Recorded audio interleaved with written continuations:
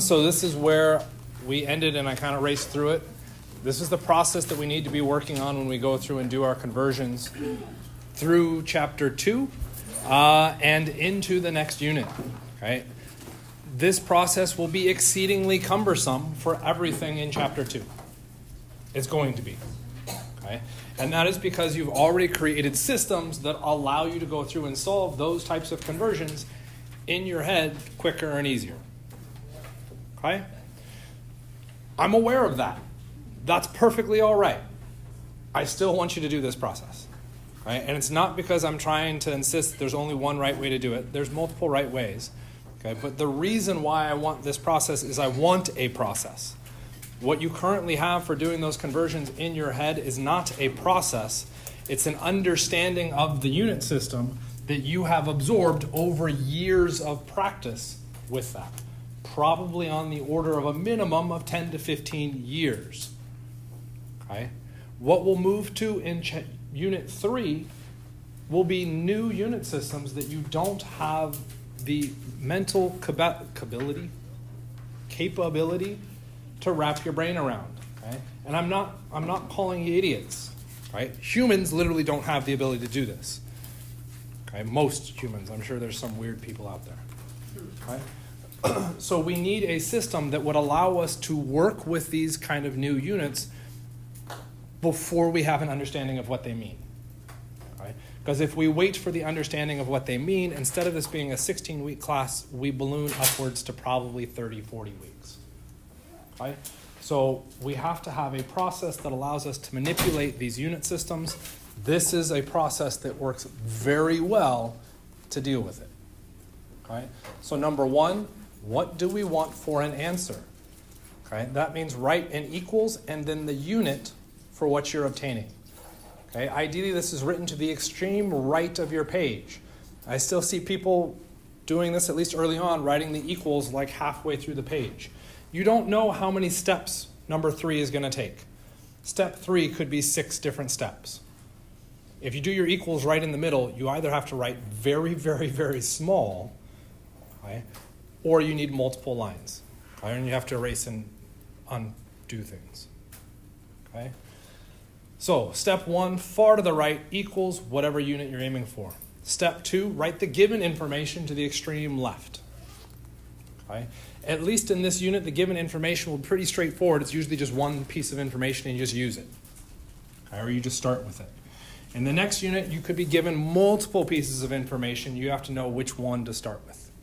Okay? And we'll address that when we cross that bridge. After that, you bring in what's known as your unit factors. These are our fractions. These are ones. All we end up doing is multiplying by 1 however many times it takes to get the proper unit to come out. Okay? The quick example I believe that we walked through was if I gave you 36 inches, how many feet?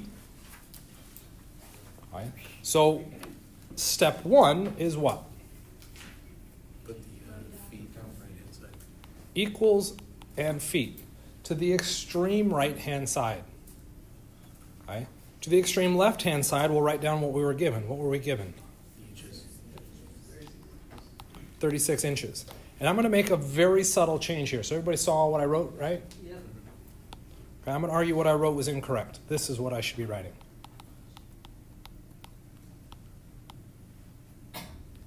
What was different? Did the inches first. The unit is what dictates our information through here. Write the unit first. The numbers come secondary. The next thing we can include in this is that when we said 36 inches, we actually implied more information. Everything we ever work with as far as a number is a fraction. Okay? So when we were kids, we're like, I hope I never have to deal with fractions again. Literally everything we do is fractions. So what is our fraction here? 36 over 1. 36 over 1. This allows me to see that top and bottom aspect behind this, and I can manipulate this better. If it's any number other than 1, it's not 36. Okay? If it's any other unit than no units, it's not inches anymore. Okay? So this is a single piece of information that I now need to deal with. The next step is I look across. Are inches the same thing as feet? No. No. So this is not a fair equality yet. So I need to multiply by 1. What happens?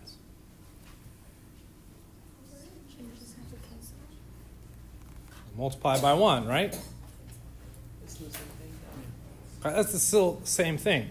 We have to make sure that the 1 we multiply by actually does something useful. Is that still 1? Yeah, I am still allowed to do that. Okay. The whole point, though, is not to deal with the numbers. What do I want to deal with? The units.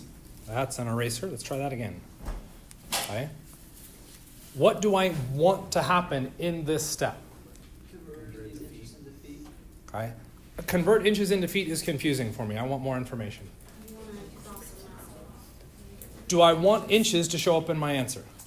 No. So what do I know has to happen in this step? You have to cancel out inches. The inches unit has to disappear. It'll disappear if I place the inches unit in the denominator. Okay, or on the bottom. What else do I want to happen? I want feet to show up in my answer. Okay? Where does it show up in the answer? In the numerator. Does everybody see that it's clearly in the numerator? No, okay. I would agree. I think that's difficult to see that it's in the numerator too. So what should we do? Everything's a fraction. Over 1. Yes, it's in the numerator. What if I'd done over 1? Now I have feet in the denominator. Is that solving for feet? No, that's solving for 1 over feet. I didn't ask for that. I asked for the feet.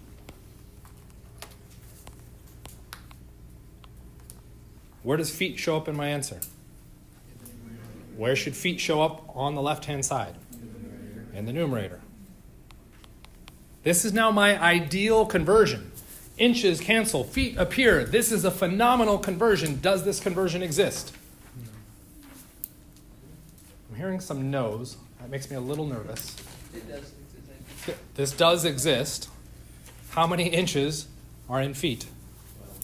12 inches is equal to 1 foot. Oh, I see it. Okay? Now what happens? The inches cancel, and what would we be left with? 36 over 12. Feet. So now I can go through and I can just evaluate the numbers. 36 divided by 12, and I get 3 feet. 3 showing up in the numerator. What about all this white space that I didn't fill? I just didn't need it. I don't care. Leave it there. That's fine. Okay, we don't need to erase and condense the white space. It doesn't have to look pretty. It has to look correct. Okay, it now looks correct. Make sense? Everybody get it? Prove it. What is the mass in grams of a 325 milligram aspirin tablet? Again, it's the process we need to focus on. So if you can do this in your head, I don't care. Show me the process. Everyone take a look at this. What do we want for an answer? Grams. What are we given? Good answer. How many milligrams? 325 milligrams. Are milligrams the same thing as grams? No. So what do we need to do?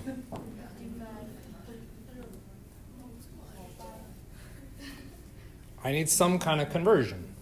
In that conversion, what needs to happen? In your denominator, you need to have milligrams. I need milligrams in the denominator so that the units cancel. And grams in the numerator. Is this a conversion factor that you were asked to memorize? Yes. Okay. Before we start dealing with numbers here, okay, this is going to get a bit interesting because I'm going to argue there's a bunch of different things that could get written in here. Okay. And we're going to start with the bottom one because the bottom one is actually wrong. What does milli mean? Milli does mean milli. Mg means milligram. What does milli mean? 10 to the negative third. That is what milli means. For those of you saying 1,000, no, it does not. 1,000th. So it was my fault because I wasn't listening. Fair enough. I'll accept that. Okay, it means 10 to the negative 3. So now the question goes is where does that 10 to the negative 3 get placed? Okay, so we could go through and say, well, I just want to divide. I heard someone say divide, so I'm going to put 10 to the negative 3 in the bottom. What goes in the numerator then? Rhymes with what we're having right now. Tatum knows the answer. 1. Like, what the hell rhymes with 1? Fun. Is that a true statement? 1 definitely rhymes with fun. It would have to have UN. It has the same No. fun pronunciation. It's the sound. That's exactly how rhyming works. 10 to the third, 10 to the negative 3, right? What did we say milli meant?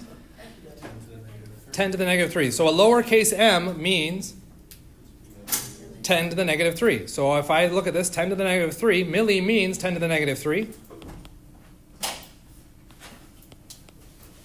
Is that statement true? The grams would cancel. Is 1 over 10 to the negative 3 times 10 to the negative 3, 1? No. What does that mean? The placement of our 10 to the negative 3 was wrong. Okay? So this gets at the meaning behind what we do with these. Okay? So where should the 10 to the negative 3 go? Well, if not in the bottom, it should go in the top. I would make the argument that your power of 10 will always go in one particular location. Where does it always go?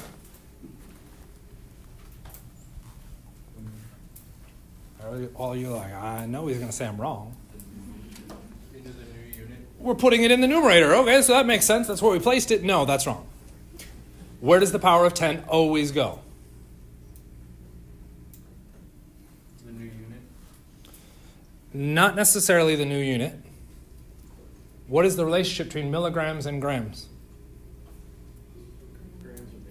Grams is the core unit. Not larger, core unit. Your power of 10 will always go with the core unit. Okay? That is a lovely thing to go through and deal with, because now all I have to memorize is the meaning of those prefixes and the power of 10 associated with them, and I'm done.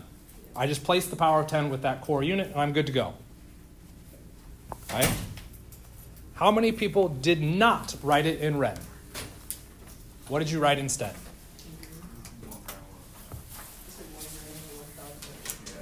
Okay, you said 1 gram over 1,000 milligrams. Is that wrong? No. We get the exact same answer. And so you might say, well, why can't I do that? Okay? There isn't anything necessarily wrong with doing that. Okay? But let's break down that 1,000 into appropriate powers of 10. What is our power of 10? 10 to the third. So there's that 3 popping up again. Remember that negative makes it go in opposite locations. So our power of 10 in this case was placed with milligram, the complex unit. Okay? I'm going to make the argument that by placing it with the complex unit, you actually memorized more than I did. Yep. You memorized that the power of 10 and that milligram is smaller than gram. And you're like, that's not that big a deal.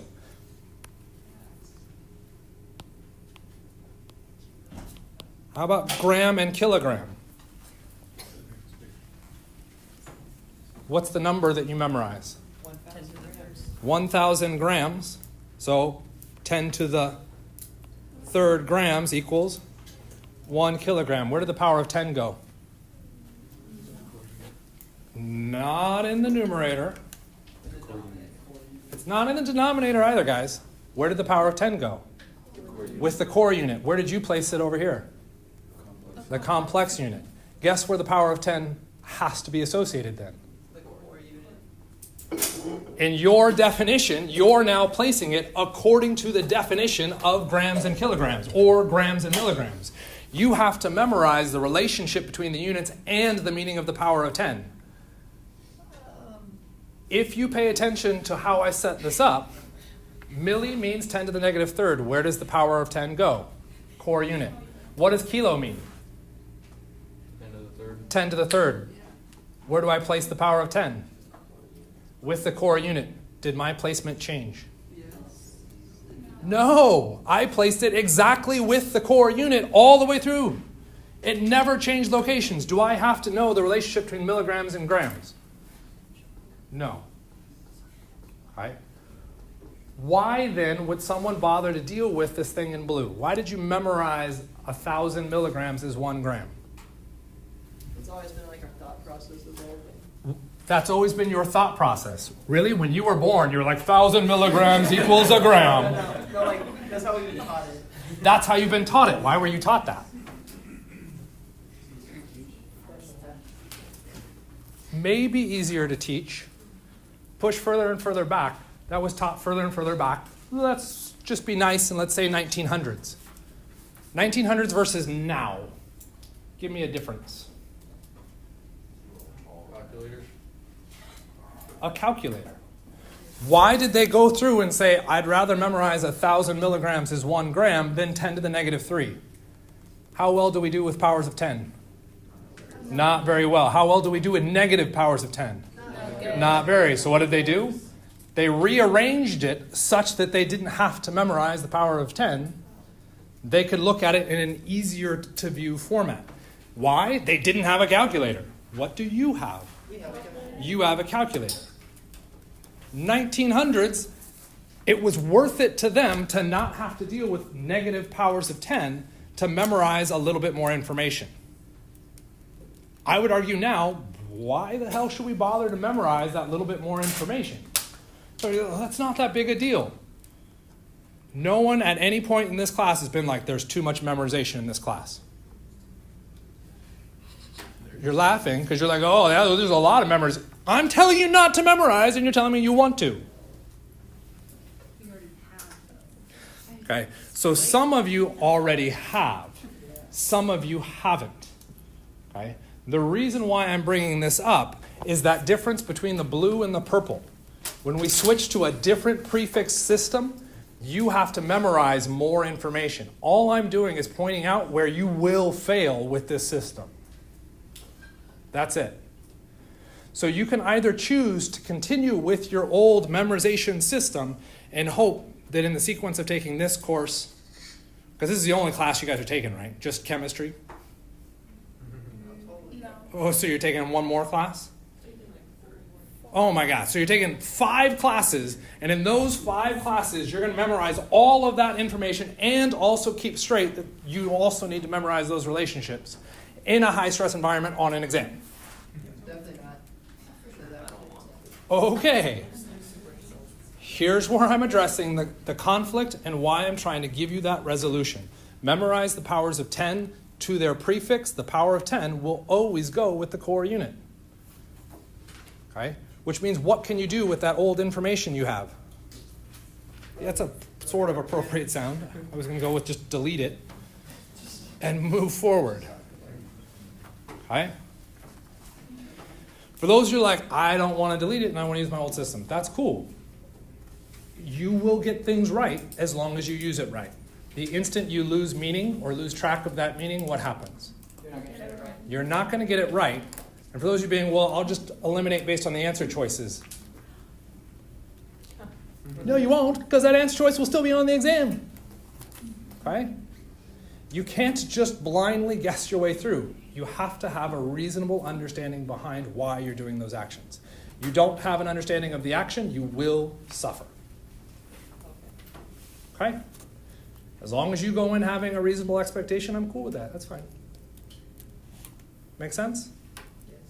Okay, cool. So let's erase all the stuff that I don't like. That was all this stuff, right? And what do we get? Milligram units cancel, and we'd be left with grams. All we have to do is enter it in the calculator. If we're good at doing shifting of decimal places, we could write out the 0.325. Cool? Totally get it, right? Sure. Just because he said sure, do it again. I don't know. Maybe it worked. You can tell me later. Okay?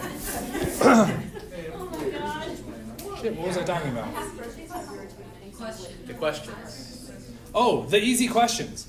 What you should be doing in those recordings and in the notes in class is not writing down the final answer, but writing down what were those easy questions that Mike asked that I was able to answer. Right? Because what you're going to see on an exam is something similar. Did you know that this was the work to solve that? For those of you that didn't get this answer. Well, you didn't get the answer, you didn't have the work, so you didn't know how to do it. Did you know how to answer each of the individual questions I asked as we went through and did this? Ooh. Those questions are easier. Those are the questions that you need to ask yourself every time you solve one of the larger questions. What were they? Okay? What were they? Okay? They change for every question. Right? So, we're just going to get a weird audio recording for most of this because this doesn't reflect on the screen, just so you know. So not everything is metric. So powers of 10 kind of disappear at the metric system. After that, we have to deal with the English system. We now have to deal with conversions back and forth between these. Because I can't hide anything on this, if we read the footnotes, right, we can look at the footnotes and they reference sig figs. So when we look at each of those conversions, how many sig figs would you say they have? 3. You didn't say 1. Why not? Just checking. You said 3 because you saw those and you just assumed that was infinite. That's cool. I can accept that. Okay, and if you read the footnote, okay, they mostly agree with that. What if I run a calculation between pounds and grams where I need 4 sig figs? Can I use this conversion factor? No. What do I have to do? I have to find a more precise conversion factor. Where?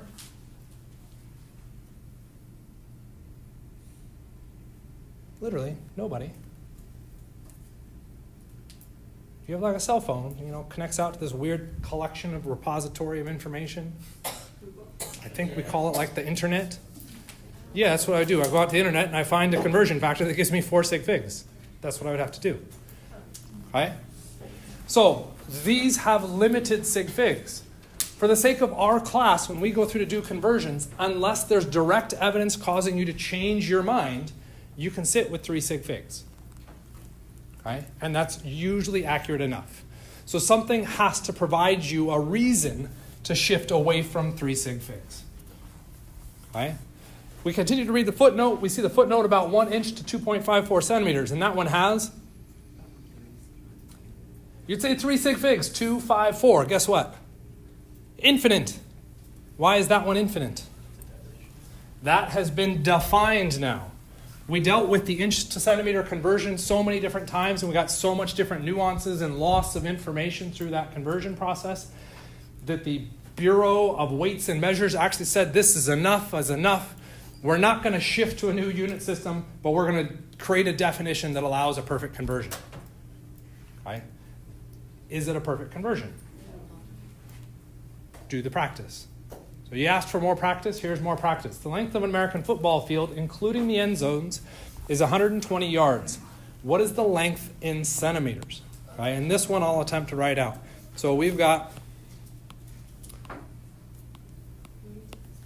close enough, 120 yards. Okay, I want to know the length now in centimeters. Step 1. We can't see what you're writing.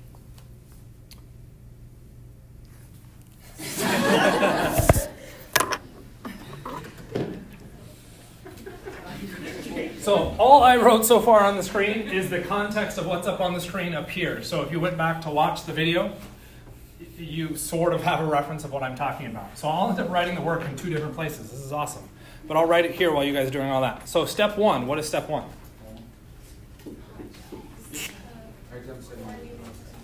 All right, I want centimeters. What am I starting with? Yards. 120 yards. That looks like an awful lot of white space for one conversion. Yeah, it does. It's not one conversion.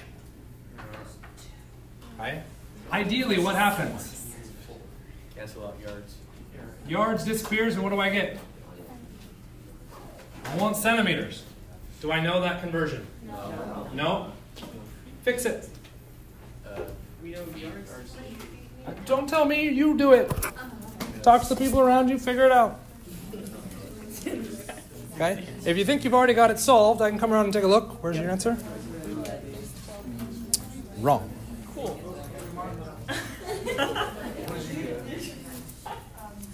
I got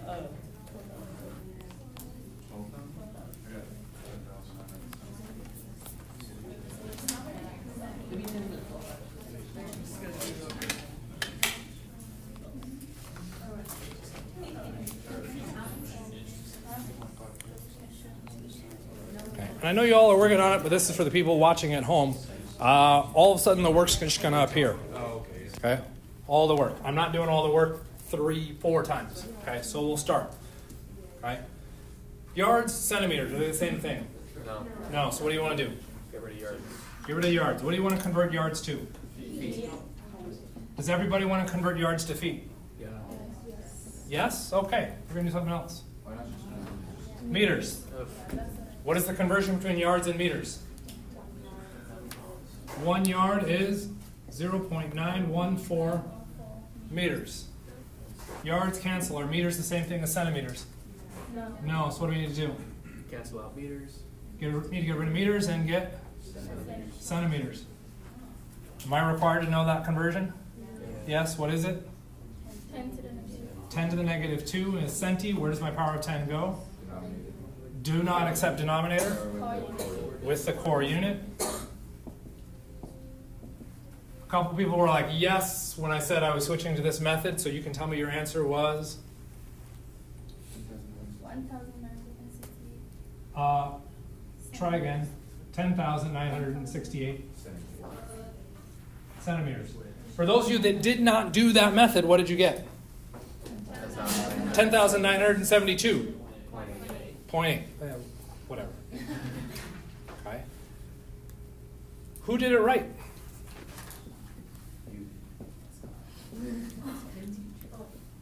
Okay. So the other method, I'm not going to go through and show the detail on, but it was yards, and would you guys go to feet? Yeah. Okay.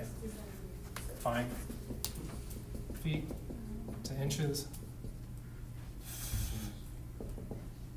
Centimeters. Right? Yeah.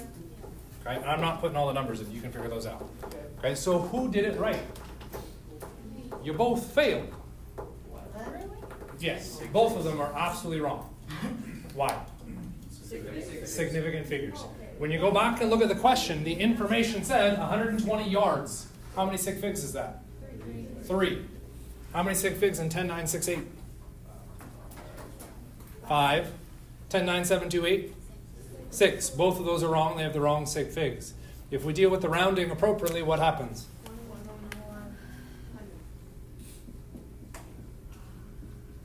You should get 11,000 centimeters. That is 2 sig figs. Why is that 2 sig figs? Because the zeros doesn't count. Why does zeros not count? There's no decimals. There's no decimal point. If I drop that decimal point, you're absolutely right. Now my answer is wrong. Now it's right. I thought we were at 3 sig 120 has how many sig figs? 2 sig figs. Why is that 0 not a significant digit? There's our decimal. There's no decimal point. For that 0 to become significant, it must have a significant digit both to the left and to the right of it. This usually causes people to freak out and we get mass hysteria. Go, why are we losing information? We're not losing information. Okay? What we're doing is not adding information that was complete BS.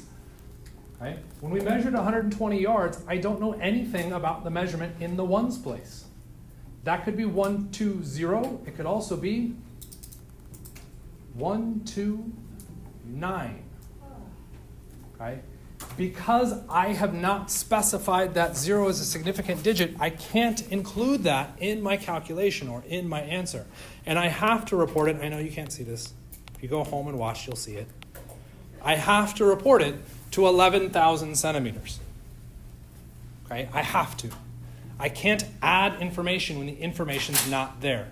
This is exceptionally difficult for us to wrap our brains around because if you were to go through and measure the length of the field in your measurement, what would you probably be measuring to? You would probably be including the measurement to the ones place. Okay? You're taking your outside experience and measurement systems and putting them on a measurement that didn't have that information.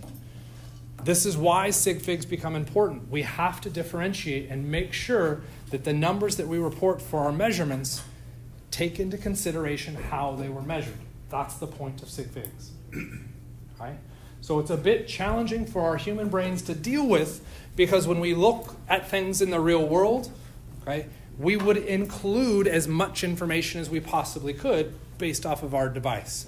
And usually when we go through to do those conversions, we're providing enough of a measurement system to compensate for any kind of error where we wouldn't worry about it. Okay? In science, because we don't have access to that tool once it's been written down, we have to come up with a system to qualify it. And that's the point of sig figs. Yes? So basically just find the smallest amount of sig figs in the entire converting set and then put it down below. So there's a potential answer there. Find the smallest amount of sig figs and use that for your final answer. Should you always do that? No, why not? It's different for multiplication. Multiplication and division is different than addition and subtraction. Most of the time, what are we doing in this class? Multiplication and division. So as a kind of blanket statement, yes, until you get to the exam, because guess what you're going to get tested on the exam? The addition, subtraction, sig figs. Okay? Because you need to know both. Okay? So let's work through the top one, because I didn't write any numbers down here. How many sig figs in 120 yards? 2 sig figs. 0.914 meters in 1 yard. 3 sig. Good. 3 sig figs. It's a little bit weird. This should have been written better in the textbook as 1.00. Okay. Next one. 3 is wrong. 1 is wrong. 0. 2 is wrong. 3. It's infinite. This is an exact measurement. This is a definition between meters and centimeters. That is our powers of 10. That one's infinite. Which means when we go through to look at our answer, the fewest sig figs is the 2. Our answer needs to be reported to 2 sig figs. We can underline them starting with the 1. The 0 has to be significant. The 9 is larger than 5. Add 1 to the previous. We get 1, 1 with our string of zeros. Alex. So that 0.914, that's not infinite, because it's just the 3 digits, right? 0.914, the English to metric system is not an exact conversion. That's why it has 3 sig I would figs. argue of our 2 wrong answers, then the second one is more, right? Because you introduced that error earlier into the dimensional process. There is that potential to show up within it, yes. This is one of the issues on converting between lengths with English and metric systems, is that when you go through those multiple conversions, you're going to introduce that error in multiple cases. All right? And I would argue this one down here should actually be more accurate. That's what I'm saying. Yeah. 'Cause Why you is this choose one it. more accurate? What's the sig figs between inches and centimeters? It's not 3. It's infinite. That one was defined by the U.S. Bureau of Standard Weights and Measures. Okay. Inches to feet, definition. Feet to yards, definition. Arguably, the bottom calculation holds a little bit more meaning than the top one because there is no sig fig except for the very first number. Okay, so why is the centimeters and inches, why is that infinite? Why are you called Alex? Well, why? 'Cause you're- I shouldn't say, why is it compared to the 0.914 meters to? It's going to be the same response, which I know is a horrible response. Okay, your name is Alex because your mom and dad said it was Alex, okay, or Alexander. Sorry. I understand. Why is centimeters and inches defined as infinite? Okay. Because centimeter and inches, mom and dad, U.S. Bureau of Weights and Measures said it was Well, infinite, meters to yards, isn't it? but meters to yards was not defined as infinite. Yep. Do we have to memorize what's defined as infinite? Sort of. Which ones are you required to know are defined as infinite? Inches to centimeters and meters to I would argue inches to centimeters, I don't care you to memorize. all the metric stuff then? All within the metric system because those are all power of 10 conversions. Those are infinite sig figs. Okay. Virtually everywhere else, 3 sig figs.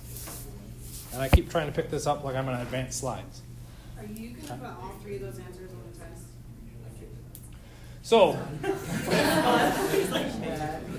So for those of you that have been doing what I asked and have started to work through the practice exam, should notice that this question looks insanely familiar Yes. because it is literally on the practice exam.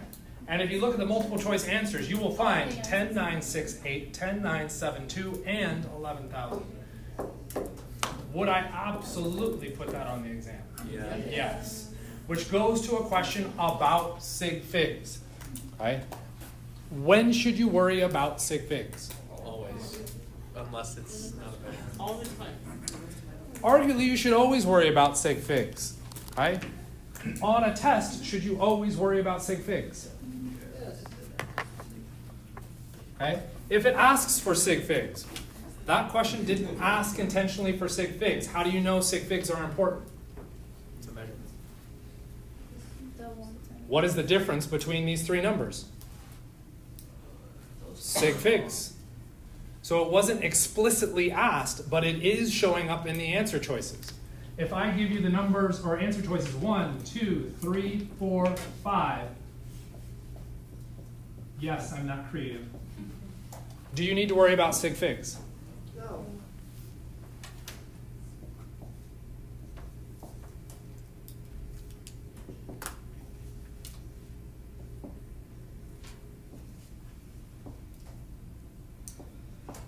I don't want to be any more creative. Do you need to worry about sig figs? Yes. Yes. Now the only thing differing there is sig figs. Do you even need to read the question? No.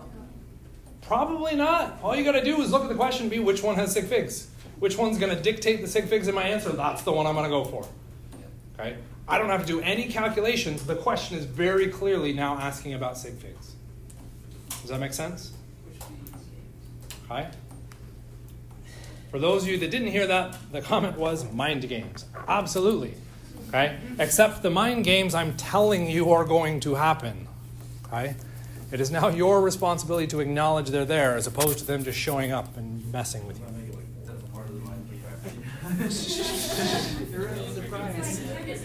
We don't need to inceptionize this. There's a little cartoon, it's kind of cute, so yeah, you could read it later. It's too small a font to deal with. Okay? So, it isn't supposed to show up like this on the screen. Okay? It's supposed to go through with pennies and dimes first. Okay? Because if we set up a problem like this where it's really irritating having those weird terms up there. Okay? If we said Harry had 100 pennies, Douglas has $3, and Sally has 30 dimes. Okay? And then we went through the question. Harry wanted to exchange his money, okay, his pennies for dimes. Okay? And you might see questions that are phrased in this kind of system. And you probably have seen these in, say, heaven forbid, a math class. You're like, oh, well, how do you go through and solve this? And you're like, I'll never have to solve something like this. This is exactly what we're doing in chemistry. Right? We're creating a conversion system that allows us to find those relationships to go through and solve. Okay? Why do they give you these weird, arbitrary things? Kind of an interesting question. Why would we bother to throw in Snorlaxes and Skittle farts? That is the proper pronunciation, by the way. How many of you have heard of moles? Not the furry little brown animal. Not all the hands went up. Okay, how about Avogadro's number? And some people go, what? Exactly right. The very next unit introduces these systems that you have no concept to be able to wrap your brain around. If you don't have a process by which to organize how to do those conversions, what happens? You can't do the conversion. Okay? Does that kind of make sense? Right. So what you need to do in Unit 2 or Chapter 2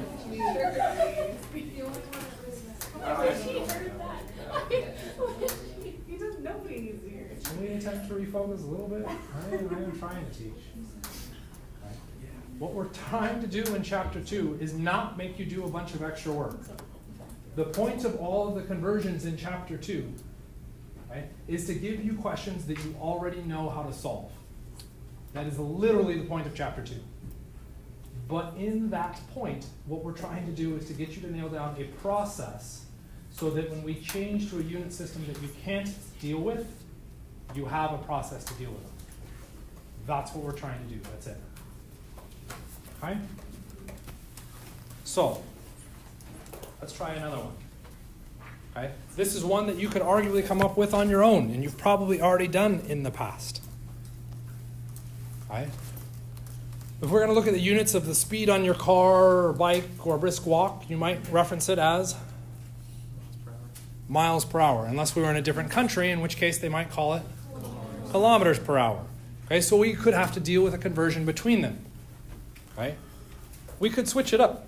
Excuse me. Instead of going kilometers per hour, I want meters per second. Why? I don't know. Okay? The whole point of this isn't to say I want meters per second. The point of this is to say, how do you set up the question to do it? What do we want for an answer? Okay, so now, just so you know, I'm going to ask the questions. You should be writing down the question and the answer to this. I'll be writing down the answers on the screen. Okay, on my screen that you can't see. Okay? What do we want for that first question? What are we solving for? We're solving for Meters per second. So that is meters located where? on the top. In the numerator. And seconds located where? Denominator. Where do I want to place that information? Yes, Kyle? At the right. The extreme right of the page. So I do equals meters over seconds. Okay? As a quick reference, man, technology's whatever. You might see the reference meters/seconds. I would argue that is a bad thing to write. Why is it written like that? Space. Quicker. Some of it is space. Okay? Because we type. It's a typewriter carryover. If we're going to go through and solve these, what do we need to see clearly? A numerator and a denominator. Does that clearly show that? Okay? No. Meters over seconds clearly accent those pieces of information. Okay, what were we given to start with? We were given kilometers over hours. Notice again, it's written in that weird kind of slash format. Why? Because it was freaking typed. Okay, what is the 105 tied to? Kilometers or hours? Kilometers. Why kilometers? To the numerator. How do you know it's in the numerator? Next. It's next to kilometers. So when you go through and write out your numerator or your fraction thing, you'll put the 105 next to the kilometers. What goes next to the hours? 1. Why 1? Because it's 105 kilometers per hour. I don't want to alter the meaning of that 105. Is kilometers per hour, I keep looking at the screen trying to see information. It's not there. Kilometers per hour, the same thing as meters over seconds? No. No. Are either of them correct? No. Okay, so what I would argue you should do is start to acknowledge what those units mean. What is kilometers a measure of? Distance. Distance. So in the numerator, I have distance. What is hours a measure of? Time. If we look at our answer, what's in the numerator? Distance. Distance. What's in our denominator? Time. Did I place my 105 kilometers per hour in the correct location by placing the 105 kilometers in the numerator? Yes. Yes. Because when I look at my answer, where's my distance unit? Also in the numerator. Make sense? Okay. So what do you want to convert? Kilometers or hours? You want to do both? We're going to do kilos. Okay, we want to do both. Okay? I'm not good at analogies right now because everything's just failing around me. Okay? So, not you, but technology. Okay? Are you able to do multiple things at the same time? No. No. Studies actually prove you're horrible at it. Stop trying. Pick one thing, do that one thing. So, yes, kilometers and hours need to be converted. Pick one, convert it. Which one do you want to convert? Kilometers. Kilometers. So if I'm going to pick kilometers, where should kilometers show up in my next step? The denominator. In the denominator. For those of you wondering, see, there you go. Ta-da, denominator. Yeah, it's so obvious. Okay. What do I want the kilometers to turn into? Meters. So where should the meters show up? In the numerator. Do I know a conversion between meters and kilometers? Yes. What is that conversion? 10 to the third is kilo. Where should the 10 to the third show up? By the core unit. By the core unit, in this case, meters. Okay? It's 10 to the third. Third, sorry. Okay? What happens to the units now? Because you've all been writing this down, you would know what this looks like. Kilometers cancel. Good. What would our answer be if we ran this calculation? 105. I don't care about the number, but fair point. Per hour. I don't care about the number. Meters per hour. Is meters per hour what I want for an answer? Nope. So what do I need to do now? Convert the hours. Convert the hours. Where should I place the hours in my next step? Why in the numerator? So that it cancels out earlier on. I know you can't see this on the screen here, and I don't have it up on the board. This is one straight line. Okay? I'm not doing a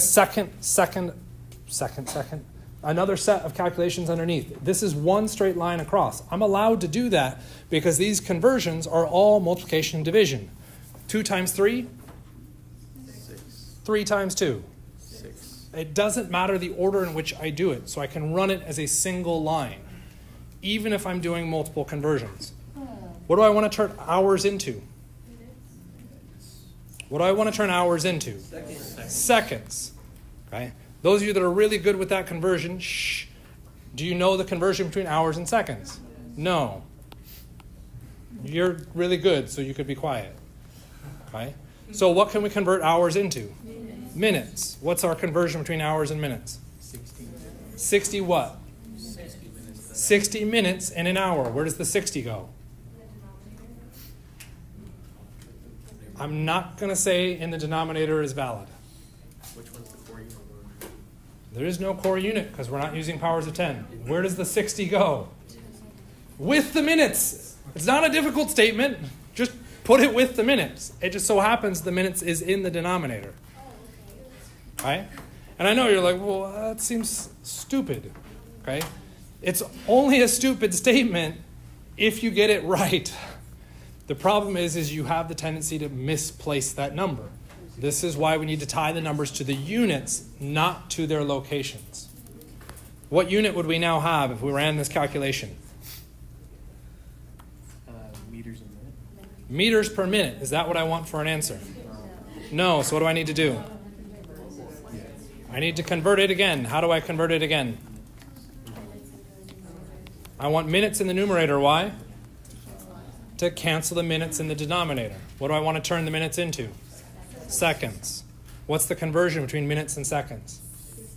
60 seconds is 1 minute. Where does the 1 go?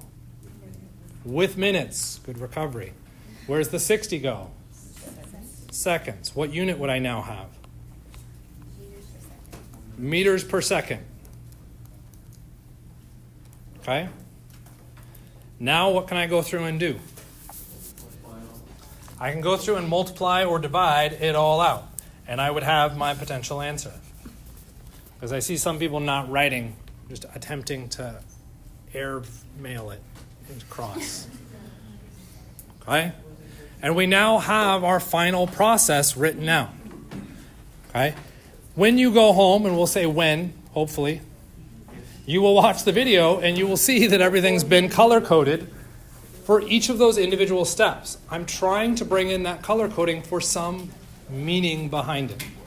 Makes sense? We aren't done. I'm just saying I want you to look at the video when you go home. Okay? Do you need to do another conversion in here? No. So let's take a look at volumes. Volumes are interesting. Okay? How would I calculate the volume of that square? That's a cube. Length times width times height. And that gets me a volume. What's the unit I use for volume? The units squared and cubed. What are the units that we've specified for volume? Milliliters is okay. I would argue our core unit is liters. Does that have a length measurement associated with it? It's not inherently obvious. Liters comes from a length measurement. Okay? It is how we calculate the volume of a square. Liters was defined as the volume of a square that is 10 centimeters on a side. 10 times 10 times 10 gets you 1,000 centimeters cubed. Okay? That 1,000 should be kind of ringing some bells in your head. Why might it be ringing some bells? 10 to the third. Where have we seen 10 to the third show up? Kilometers. Or if we go downwards, milliliters. I keep trying to, oh man, and this one's not set up. Okay, so I'm pretty sure if I scroll, it doesn't work. Oh, it does, cool. So I could go through and create a unit factor that relates centimeters cubed to milliliters. And what am I going to find out? They're 1 to 1. 1 centimeter cubed is 1 milliliter. Okay? We got a lot of potential nurse people, doctor people in the room. Watch the doctor movie show things, and they ask for a cc of something stat, a cubic centimeter. It's really just a milliliter. Okay? That's what they're referencing, the volume of that substance.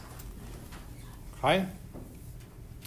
Where this becomes a bit nasty to deal with is your length volume conversions.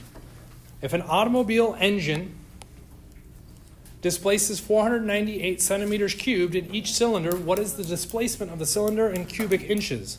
What are we solving for? Okay. Cubic inches. What am I starting with? Centimeters cubed. Okay. Is centimeters cubed the same thing as inches cubed? No. So what do we need to do? Convert. What do I want to place in the denominator? Centimeters. What do I want to place in the numerator? Inches cubed. Inches. Do you know a conversion between inches cubed and centimeters cubed? Yeah. Okay, some people are saying no. Do you know a conversion between centimeters and inches? Yeah, what is that conversion? 1 inch is 2.54 centimeters. Where did the 2.54 end up mathematically? In the denominator, in this case. I have to say it because I can't show it. So what we would do is take 498 and divide it by 2.54. What would our answer be? Those of you pulling out a calculator, you need to pause on that a little bit. If I take 498 centimeters cubed and divide it by 2.54 centimeters, what would my answer be? Centimeters squared times inches. Have I solved my problem? No. I need to do that conversion 3 times. How can we repeat the conversion? Switching Okay, by cubing it. And here, I know we're kind of out of time, but let me at least show this real quickly.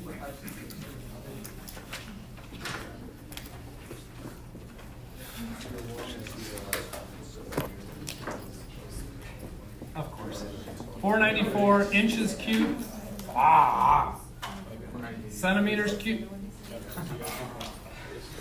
Centimeters cubed. Centimeters, inch, 2.54. Everybody see that when you run that calculation, you will not get inches cubed, right? Yes. So a lot of people say, oh, I just got to cube it. Which is absolutely valid. That does mathematically work. What doesn't work is how you entered that into the calculator. Because what you will do is enter that into the calculator as 498 divided by 2.54. Those two things, not the same. We'll pick up there hopefully with a recording on Tuesday. We'll see what the hell happens. This is all on.